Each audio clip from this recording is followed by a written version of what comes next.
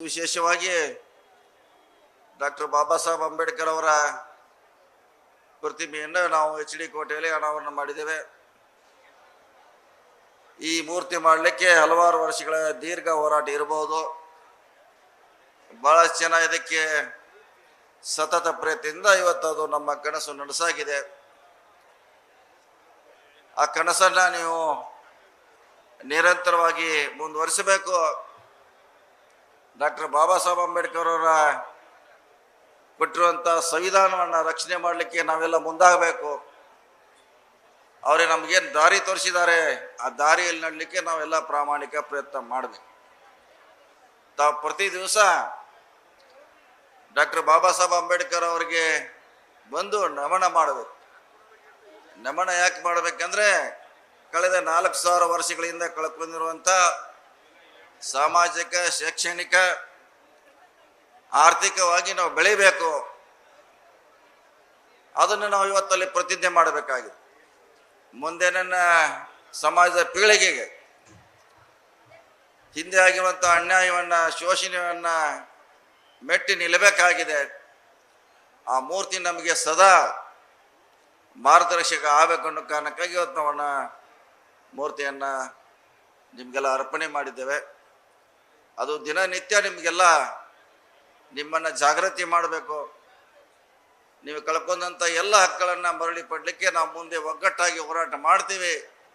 ನಿಮ್ಮ ಸಂವಿಧಾನದ ಪರವಾಗಿರುವ ಇವತ್ತು ಪ್ರತಿಜ್ಞೆ ನೀವೆಲ್ಲರೂ ಮಾಡಬೇಕಂತ ನನ್ನ ಕಳಕಳಿ ಪ್ರಾರ್ಥನೆ. ವಿಶೇಷವಾಗಿ ಸನ್ಮಾನ್ಯ ಸಿದ್ದರಾಮಯ್ಯ ಸರ್ಕಾರ 2 ವರ್ಷಗಳ ಪೂರೈಸಿದೆ.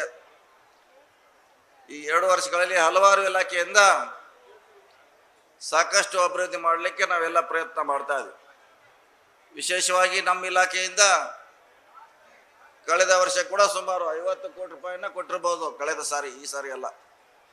ಈ ಸಾರಿ ಸುಮಾರು 21 ಕೋಟಿಯನ್ನು ನಮ್ಮ ಇಲಾಖೆಯಿಂದ ಕೊಡುವಂಥ ಪ್ರಯತ್ನವನ್ನು ಮಾಡಿದ್ದೇವೆ.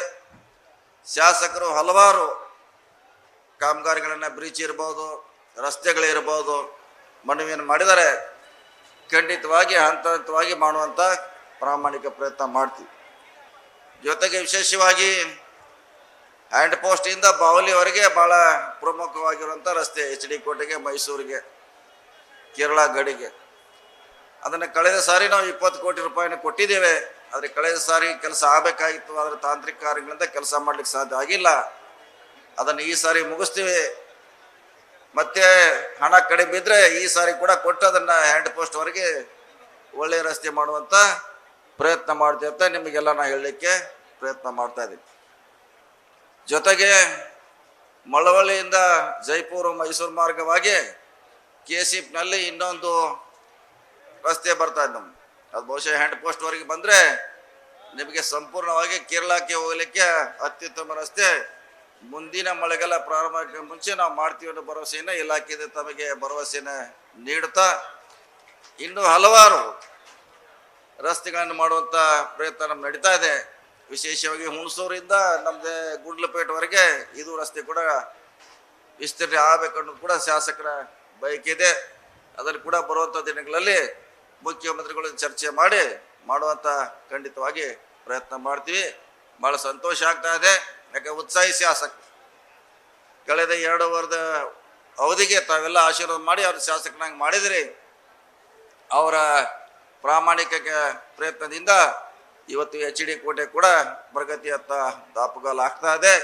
ಅವ್ರಿಗೆ ನಾವು ಸಂಪೂರ್ಣವಾದ ಬೆಂಬಲ ಖಂಡಿತವಾಗಿ ಇದೆ ಅನ್ನೋ ಮಾತನ್ನು ಹೇಳುತ್ತಾ, ಅವರ ಆಶೀರ್ವಾದ ಮುಂದೂ ಕೂಡ 28ರಲ್ಲಿ ಕೂಡ ಇರಲಂತ ಹೇಳುತ್ತಾ ನನ್ನ ಭಾಷೆಯನ್ನು ಇಲ್ಲಿಗೆ ಮುಗಿಸ್ತಾ ಇದ್ದೇನೆ. ಒಳ್ಳೆಯದಾಗಲಿ. ಜೈ ಭೀಮ್. ನ್ಯೂಸ್ ಫಸ್ಟ್, ನಿರ್ಭೀತಿಯಿಂದ ನಿಮ್ಮ ಪರವಾಗಿ.